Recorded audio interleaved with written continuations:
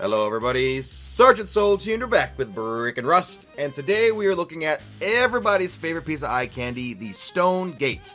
And with me, my good friend, Pool04M, the Cartel Clan on the Rusted City server. How you doing, man? What's up, man? How are you? Sick. Still sound like crap. Like always. Oh, I know.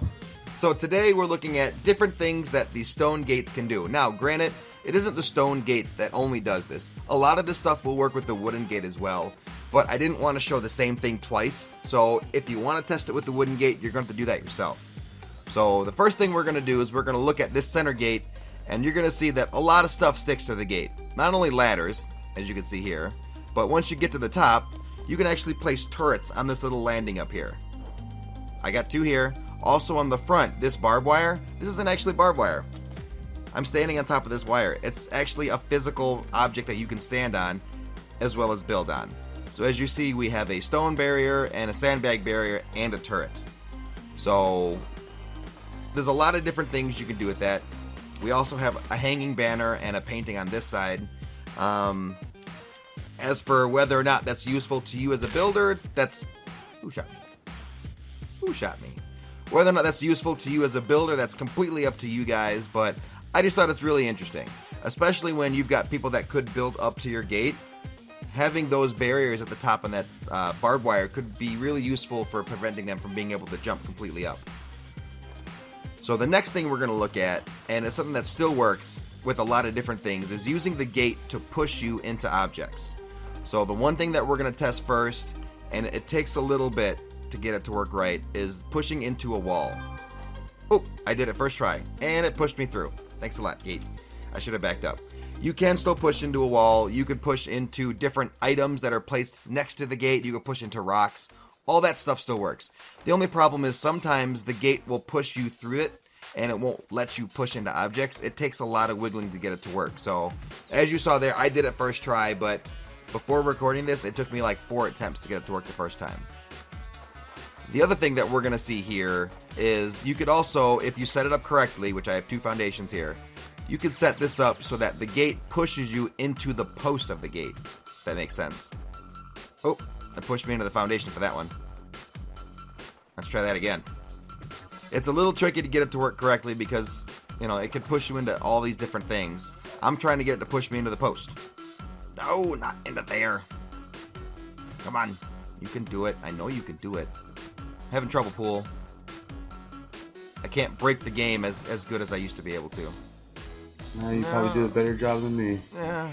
Okay, well, you can get into the post there. I'm not going to keep trying it. If you guys find a way to do it, congratulations. But there's a reason why you can, why you want to push into this post and why they want to prevent you from pushing into this post. And that is this. You can actually take a foundation, like so, grab a gate, like so, and throw the gate down so that the gate actually builds over the foundation. So you're asking Sergeant Souls, why is this important? Well, if you have the foundation down first and you upgrade it to stone, because you can't upgrade it with the gate on top of it, and then you use the gate to push into the post, you can actually put a turret right inside. And by the way that everything clips and whatnot, and the way that everything's designed, it has no inside. The turret will shoot straight out. So, our good friend Pool, it's time to die. Are you ready to die, my friend? I'm always ready to die. Go ahead and come to the front of this very first gate. Yep, go to the left. You're going to stand right here. Now, as you can see, Pool, there's this little foot sticking out right there. That's to the turret so that you can turn it on, reload it, and all that stuff. Are you authorized on the turret? I am not authorized. Okay, good. It's time to die.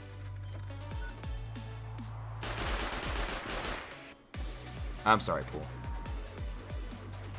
Go ahead and get your body, get your clothes back, and I will continue speaking about the other things that are both good and bad with these gates. Let me grab these 2 code locks. Code locks are a little weird right now. And it goes like this. Code locks can only be accessed on the side that you put them on. So we're going to throw a code lock on this gate here, like so. Check that out. It won't actually let me access it, which is weird because it's supposed to. Or maybe it only lets you access the code lock on the outside of the gate. Let's try that. Yeah, okay, so we can access the code lock on this side. like that.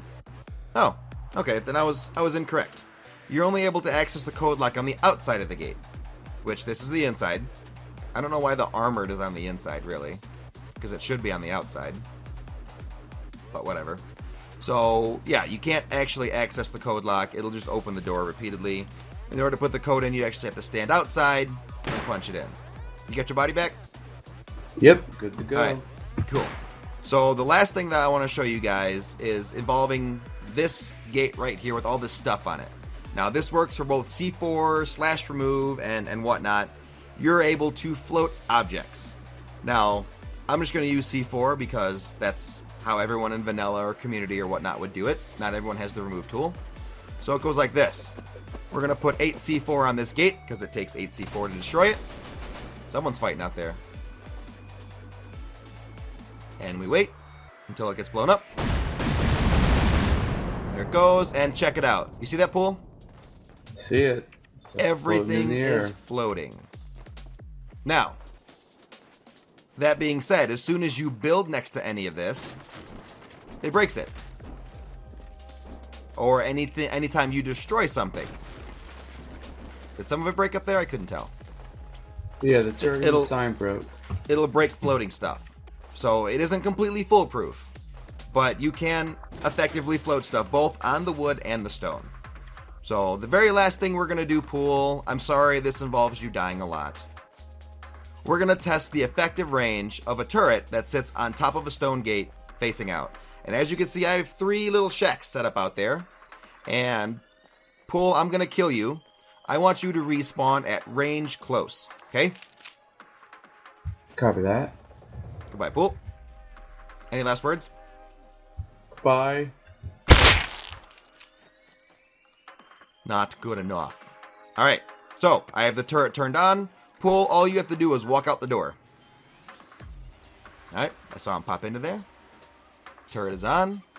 This is basically testing the height of the gate and the turret's range shooting down and out. Now this could be very useful for a lot of people. It isn't necessarily an exploit, but it's really cool. Check that out. Not even out the door and it's already shooting at him. Go ahead and go to medium, please. We'll test the medium range now. Obviously the close range, pretty good, right? Not too bad. Alright. As soon as he opened the door, started hitting him. It's missing a lot, but that's okay. How many bullets we have left? 45. I put 103 in there. Alright, now he's in the far. I believe the turret has a 30-meter range. Don't quote me on that, but that's what I've heard. So I don't know if this is 30 meters or not, but we're just eyeballing it. Go ahead and walk out. Go closer.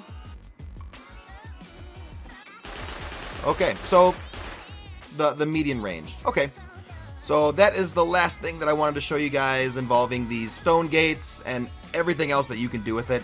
I'm sure I missed something, but you know, that may be for a video for another time or whatnot. Who knows? All I know is that the stone gates are really cool. They're really awesome that they were put in. They do have some exploits that can be used with them or on them or against them or whatnot. But all in all, they're still really cool. So, Pool, this is the first time for you to see a lot of this stuff. What do you think? That is rather cool, man. Enjoyed it. So specifically, let's talk about the turrets on the gate. What is your opinion, your thoughts about that? Because obviously, you went to the close box, the close shack, and that's pretty close to the turret and the wall, and you were still gunned down. Yeah, it's pretty good distance. I just don't know about them taking out the gate and then losing my turrets and everything like that, though. Very true. Very true. But essentially, the turrets would prevent them from getting close to the gate, hopefully. That is correct. So, but anyway, that's going to be it for this episode of Brick and Rust. We're getting a little too long here, and I want to wrap this up before we get to 10 minutes. On behalf of Rusticity, the Cartel Clan, and my good friend Pool here, we'll see you in the next Brick and Rust video. Bye-bye. You can say bye-bye, too. Bye. Thank you so much for watching Breaking Rust, a series dedicated to exposing bugs, glitches, and exploits in the game of Rust. The idea is to get these videos into the hands of game developers as soon as possible, so please share this video to help achieve that. If you know of any bugs you'd like to have featured in an episode, please let me know in the comments below.